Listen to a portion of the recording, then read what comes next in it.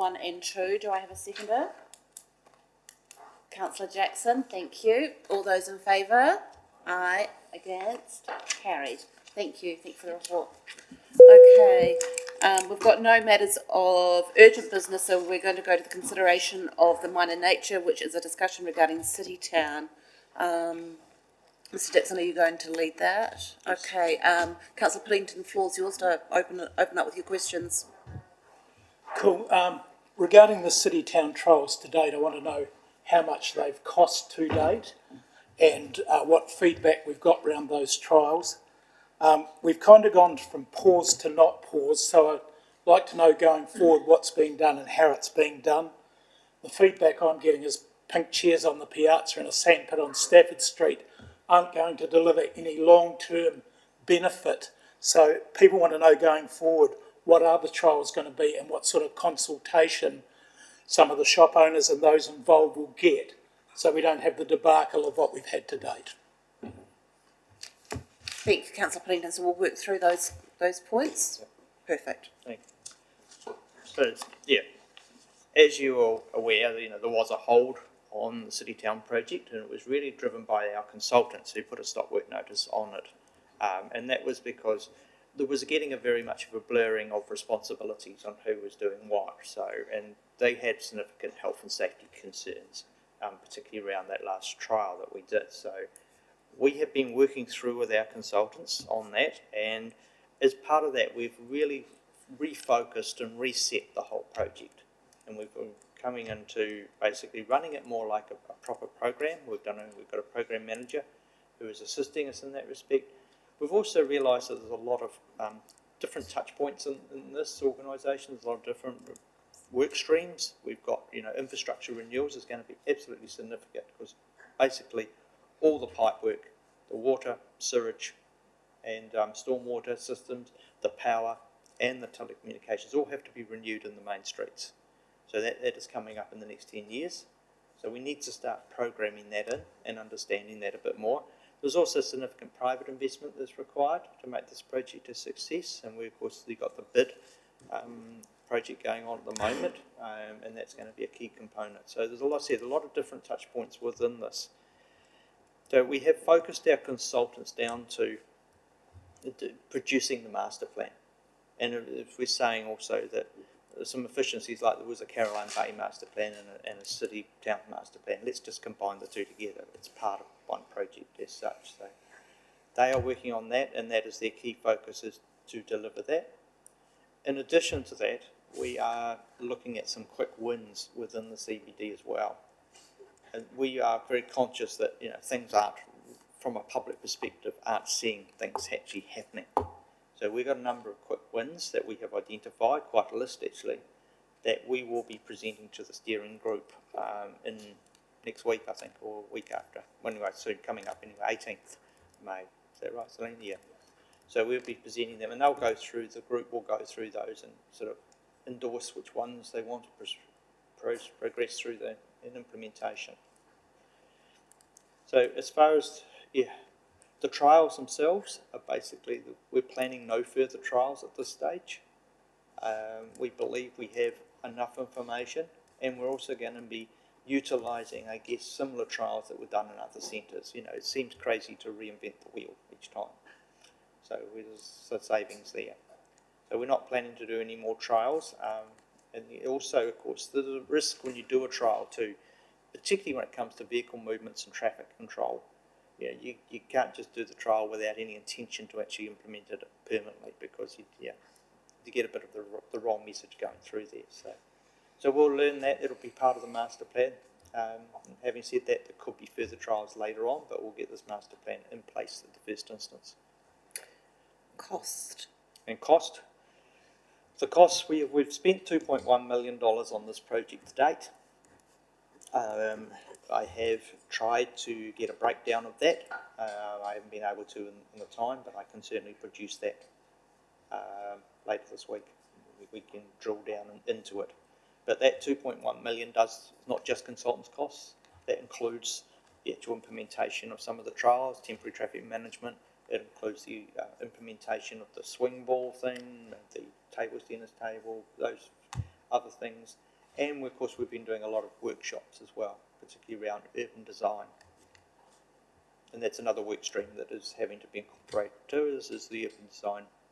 And we know that we need to start promoting inner city living to make this a success, and we're just looking at ways to enable that. Thanks, Andrew. Yeah, I would like a breakdown of the 2.1 million, what has been spent on consultants and other places, because that's a huge amount of money to have really gone nowhere to start with. I'm a bit concerned. I thought we started with a master plan and we were working on it. We're now going back to do another master plan, and where's the proper programmer coming in? I mean, surely that should have all been done before we set out on this project.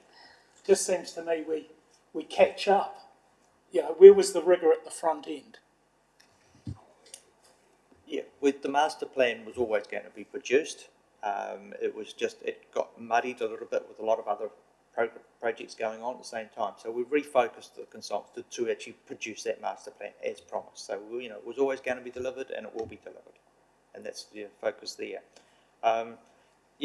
Program approach, I think there was a program, but again, as a lot of different work streams came online with the trials, it got a bit muddied as well. So we taken the opportunity with this pause to reset the project, get some rigour around it, and get that project in place. And I'm happy to share that, at some stage. Yeah, look, we need the information because we're getting asked by the community and we seem to be leaping from one thing to another. So who is the programmer? Is that a consultant? Is that someone in-house? And how's that being delivered? We're using a consultant to get this the program developed, and he is liaising with our consultants and with other agencies that have stakeholders. We're going to be presenting that to the stakeholder group, and then after that we will be reporting to council. So you expect a full update. And last question, the dog trial is not going ahead in the CBD. I've been asked that. No formal dog trial. The reality is that dogs can be taken to the CBD now. Yeah, I know, to restaurants, I understand that. Yeah. But my question is, we went out to the people and told them there was going to be a trial. Yeah. And So that's something that we will raise with the steering group.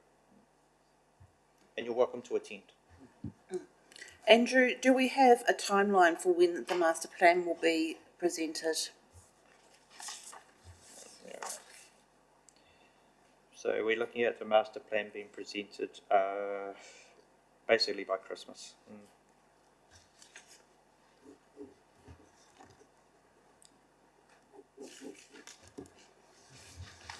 Yes. sorry, last point. I just looked back at my notes, was writing as you were going, Andrew. I suggested to these consultants when they first came, could they not take the best ideas of the other places they did it? And they said, no, we can't. Everyone's unique. So they've changed their mind on that. I think it's fair to say we've changed their mind a little bit on that, but the trials that were done have been very useful in getting some information. There's been a lot of feedback, and we're collating all that feedback. There was one trial that didn't go well, but there were a lot of other trials that were really successful. When you go to the Code Breakers one that we did, the night markets that we've been running, they've been extremely successful. Even the table tennis table, it's used a lot. So these trials are working. It's about revitalising the CBD, and it's creating that interest in there. We've got a few other quick wins along the same lines. I guess I beg to differ last thing because, we already had markets. We could have put a table tennis table down there without a consultant. And Code Breakers are a success. Other towns charge for it. So, they haven't really delivered much. And we have seen none of this feedback we've been promised since the first trial. Well, the feedback is being collated, and it will be reported back. We're aiming for the June meeting. Okay, I'll open the floor. Any questions? Yes, Mayor Bowen. Oh, look, I think Councillor Piddington raises some, relevant points. The last steering group committee, some of these things were highlighted, and it was a really good meeting, I think. And process here or now is to go back to that steering group and then come back to council. But I think it's important that, we extend those invites out to all those members that have an interest, because that's where the information is going to lie in the decision making before it comes back to council. But it has a better feel as far as the direction that we can now identify and get some action happening, so we can give some respite, if you like, to the retailers that are looking out at showgrounds and thinking, well, you've got all this money but you're not spending anything. So the projection forward does look a lot better than it has. Thank you. We're certainly confident that we've got this project back on track again, and we will be delivering some tangible things in the CBD. Lovely. Councillor Booth. Oh, look, just as a member of the strategy group, it would appear that there's probably been a slight under-resourcing coming from the council in support of our urban designers in the implementation of some of the things that they wanted to do. And so there's been a disconnect, I guess, and so that's the way I see it, and a lack of ownership taken from within the council on this project. And so that probably reinforces some of the ideas that Councillor Scott's spoken about getting some actual resource within our council that are capable of doing some of these jobs and projects that are not actually happening in a timely manner. Okay. No further discussion. Thank you for raising that, Councillor Puddington. You happy with that, Mr Dixon? Yep. Thank you. Okay, so we'll come to the closure of infrastructure at 11:49. Oh, 11:49. Thank you. 11:50.